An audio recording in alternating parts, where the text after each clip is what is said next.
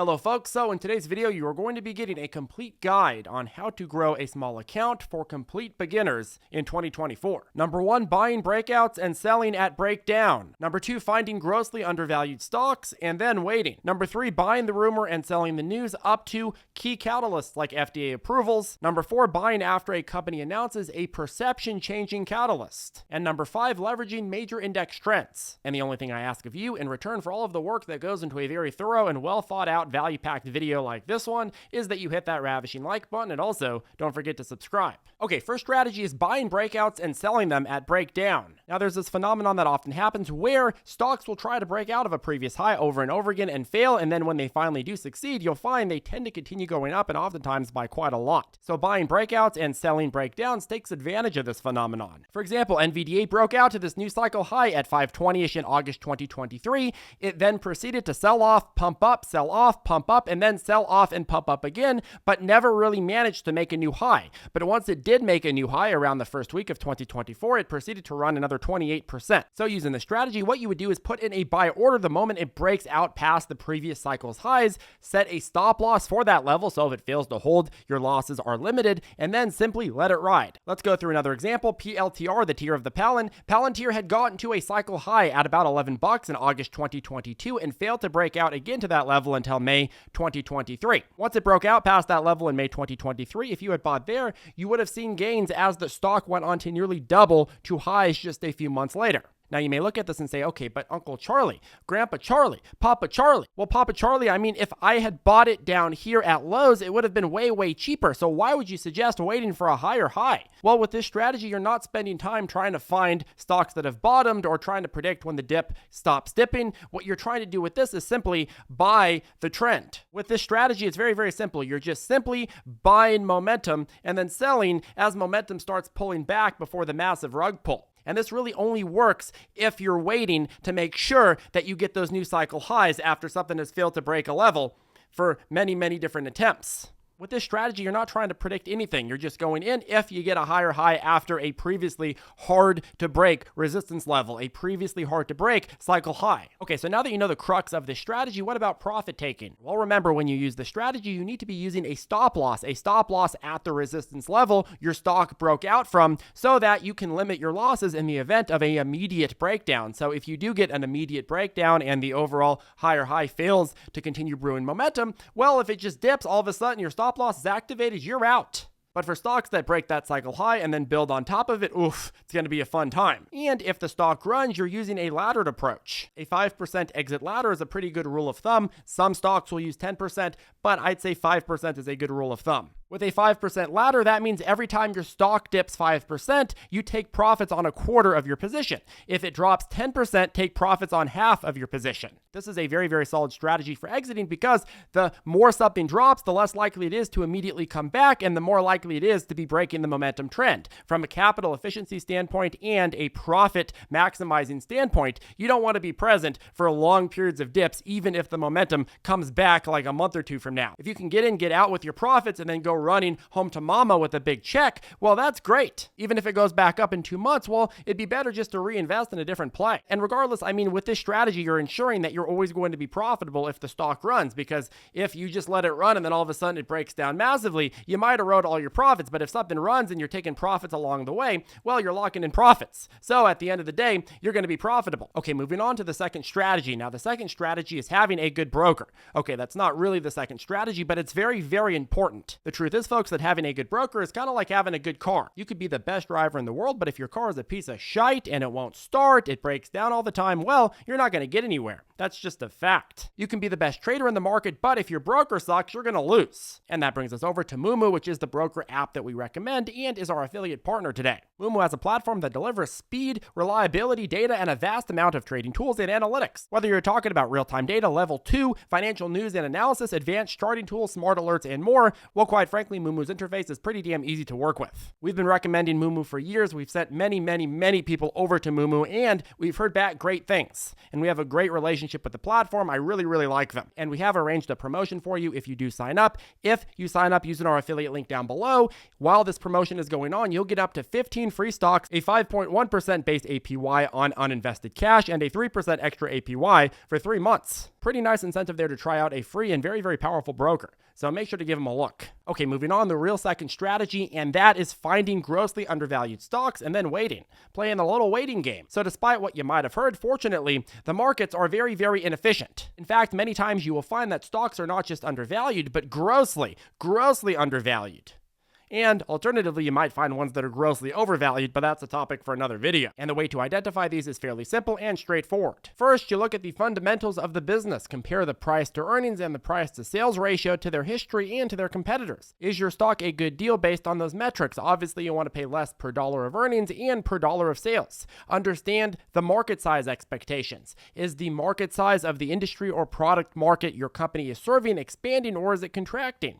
Then you go over to the charts and you look at the technicals. Are you at a historical good deal based on the RSI? Has the stock bottomed? If your stock is a good deal but it's a falling knife, well, you can blow through a lot of money while the dip just keeps dipping. A triple layer, friple layer dip. So check to see if the stock has bounced off a support level and started trying to brew momentum over that. And lastly, did the stock have a previous pattern of rallying from current prices? If so, that's another positive sign on the chart, especially combined with all of these other points. Now, what is a good example of this? Well, let's go ahead and look at Meta stock. So Meta stock dove from the 380s to $88 a share in the growth crash of 2022. Now, if you check the price to sales ratio at the end of 2022, it was at just 2.8. But Meta historically trades at a price to sales ratio of around 8 to 10. So if you're at 2.8, you're really dirt cheap. And then you look at the market size of advertising and the expected user growth of platforms that Meta owns, like Instagram, WhatsApp, and such and so forth, and you start seeing a lot more potential there. Then you pull up the RSI. I mean, you got a killer deal on the RSI historically. You look to see if it's bottomed and bouncing, and indeed it has.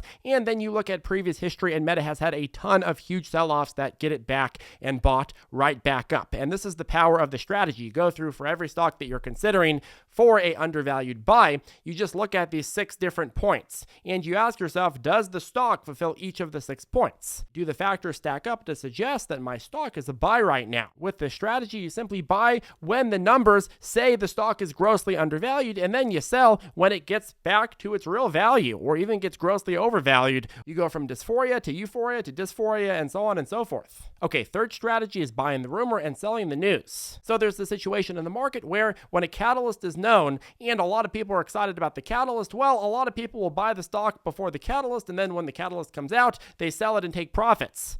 Seldomly, the stock will go up a little bit more after the catalyst, but then still you get that massive dumpy dupita. We'll dive right into an example with Mara. So Mara, this is actually one that we called out on the channel before much of its run happened in this cycle. Mara ran massively into Bitcoin ETF approval that was expected to happen in January, and it ran all the way into that January approval. Once the approval happened, the stock went up a little bit more, and then you got a massive dumpy dupita. It entered into a big take profit cycle. So how do you play with this strategy then? Well, again, all you got to do is when you see a catalyst coming and you see the stock start following that catalyst, e.g. building momentum, well, you buy it, you ride the momentum, and then you get out before the catalyst. Now, I went ahead for your convenience and wrote a list of catalysts that you can buy the rumor and sell the news into. These are not in any particular order, but planned new product launches, pending partnership agreements, pending FDA decisions on drugs, pending patent approvals, pending earnings, although large earnings anticipatory runs really only happen for small cap stocks. And I mean, they're not that common in today's market condition. I think they're going to become more common at Q2, Q3, perhaps Q4, pending legislative, regulatory hearings, pending key contract decisions, especially when it's government and big companies partnering with small companies, very big deal, pending suspected mergers, pending clinical trial results. Oof, this can really make a stock run if it's a really small cap and it has like 2 drugs in the pipeline and then they got a positive trial result. Oof, that thing can run. And then of course, pending entry into major indices like the S&P 500 or Russell or S&P 600, so on and so forth. Now remember folks, the play with these isn't to hold through the actual catalyst. Because in the case of all of these catalysts, well, these are pending catalysts that could ultimately result in good or bad news. And unless you have insider trading information, which that's illegal, you're not going to know if it's going to be positive or negative. And guesswork is really futile because lots of players are involved in every single one of these decisions. And quite frankly, I mean, you could get a negative or a positive announcement, and in both situations, the stock could dump massively. And oftentimes, in the most positive catalyst situations, the stock, maybe it goes up a day and then it dumps massively. So most of the move happens in the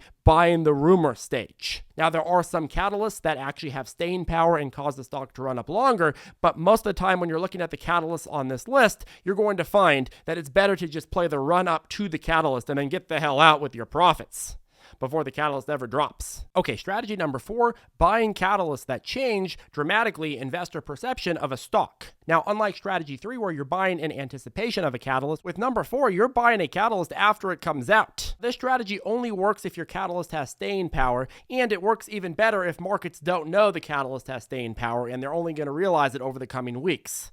If everybody knows and they all buy in at once, you're going to get a massive pump and dump. But if all of a sudden you have a new catalyst that only a little bit of people know about and more people know about over the weeks and months, then all of a sudden you got a really nice steady momentum trade. Let's go into some examples. So examples of catalysts that change perception of stocks that can cause medium to long-term rallies. Well, long-term rallies, you have extended earnings growth. When you have a few quarters of reported positive earnings growth, it tends to be the case that after maybe 3 or 4 quarters of that positive trend, if markets haven't woken up to it yet, well, all of a sudden after that last earnings report, you're going to start seeing markets waking up. New competitive advantages, strong products pipeline coming, and a growing track record of success with previous products. You have new long-term contracts coming out if the government is booking $100 million worth of your product or service over the coming 3 quarters, well, all of a sudden people are thinking, okay, well, I actually know how much more this company is going to grow their bottom line. Major regulatory approvals, successful entry into new markets, sector trends. If for example, AI is really hot, everybody's buying AI. Well, if your company's in the AI space, it's eventually going to see some of that capital too. Management overhaul, if you're hiring big names with big experience from big companies. Now, there are a couple other ones that I found will cause a 1 to 2 week rally, like analyst upgrades, especially when they give a high price target. Analyst comes out and says, oh, this stock that our subsidiary is holding, or this stock that our friends back from college are holding, well, this stock just got a much higher price target, $50, $100, $300. Sometimes that will cause a 1 to 2 week rally. The more reputable the firm, of course, the more that can sustain itself. Big hedge fund and or other institutional buy revelations. If Warren Buffett, Mr. Buffett himself, is going and directing Berkshire Hathaway to buy massive amounts of blah, blah, blah stock, well, everybody's going to start buying blah, blah, blah stock. The key with this is, of course, making sure that the media is talking about how this hedge fund bought blah, blah, blah, Warren Buffett, blah, blah, blah, all that kind of stuff. Okay, strategy number 5, leveraging the market. So the trend is your friend until the trend bends, and then the trend is no longer your friend. Now, luckily, when it comes to the overall market trend, well, the trend tends to be upward. Pretty easy to predict. Now, this isn't always true, but over a long enough time horizon, it is always true. I mean, governments print tons and tons of money, which ends up into the market and in the bottom line of major companies listed in the market. And of course, good companies also get smarter and more efficient and more profitable just in and of themselves, and technology improves, so on and so forth. So you put all this together, and what happens? Well, stocks go up. Now, of course, that being said, throughout history, there have been periods where stocks have trended down, sometimes for a few quarters, sometimes for a year. And you certainly have to be able to identify those, be aware of those, and risk manage to prevent those from destroying you. But for purposes of this video, all you got to know is the trend is your friend until the trend bends, and then it's no longer your friend. With this strategy, all you have to do is identify an overall trend, which way it's going, and then take advantage of that momentum. The way this strategy works is first identify the direction of the market on the chart. If SPY has climbed 10% or more from lows and is climbing above or making increasingly successful attempts to climb above the 180-day moving average, well, odds are strong you're on an uptrend. Now, here's where the fun part comes in. So you might imagine, if markets average around 8% up a year, well, even if the trend is hot, you're not going to be able to make much money, especially if you have a small account. You just can't buy that much. So what you got to do is you got to use leverage. And the best way to leverage is with options. Let's go back to March 2023, a few months into the SPY uptrend. You would have identified that we've climbed more than 10% from lows, and we're increasingly fighting to change direction over our red directional SMA line. In that situation, you could have said, okay, well, I'm going to go ahead and I'm going to buy 10 SPY 430 strike calls dating out to January 2024, allowing for a reasonable amount of time for stocks to rally. You think that you're going to get at least another 9-month rally, and you could always sell out earlier if the rally breaks, if the trend breaks. And this 430 strike call is a pretty damn good number because you see a ton of open interest at that level, meaning it's going to be super liquid to get in and out of. So you're pretty golden with this contract, and buying calls this far out of the money allows you to get about 20x the leveraging power. These calls allow you to pick up complete control over each share of SPY for just $18 a piece. Whereas if you bought the direct shares, you'd have to pay $398 a piece. release. So with this strategy, you have about 20x the leveraging power, and you got ample liquidity if you are wrong or you want to take profits early. Now let's go ahead and go through this trade. So if you pick up just one call, well, that one call gives you the contract for 100 shares, and 100 times $18.36 is about $1,836 in a limit order total cost. And then you send the order out and you get executed at a slightly better cost at $17.15, which comes out to $1,715 when you multiply it by 100, because each call is 100 shares, right? Well, fast forward out to December 20th at the end of the year, and your 430 options, your 430 strike options have gone up a ton. The SPY has climbed to 474, and your position here has now gone up $3,012. You put in originally $1,715, but your SPY calls are now worth a total of $4,727. Your position grew $3,012. Pretty good trade, right? That's a very, very good return for a super small account especially. Now, what if you had decided instead to buy straight up shares using the same amount of money? Well, for the same amount of money, $1,715, you would have only been able to buy about 4 shares. So instead of having the controlling power of 100 shares, you got the controlling power of 4. And SPY went up 19% during that time span, so you would have only made $300 on that position. So in the end, you got a 10x profit increase just by using options. For the same exact trade, really, I mean, you're thinking SPY is going to go up for 7 months. You could buy shares or you could buy call options dating out those months.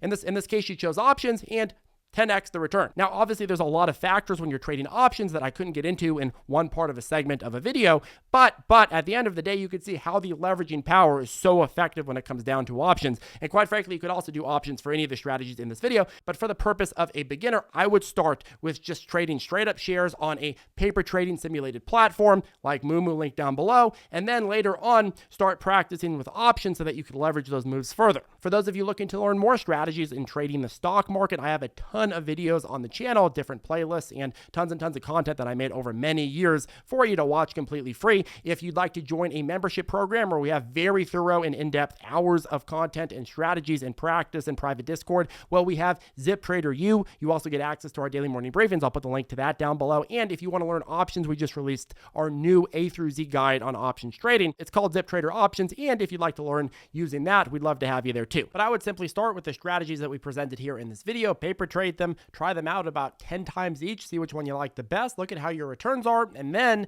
once you've deemed yourself that it's appropriate, maybe move forward with real money. Anyways, hope you found value in this video. Make sure to hit that ravishing like button and subscribe. Have a good one, folks, and we'll see you in the next video.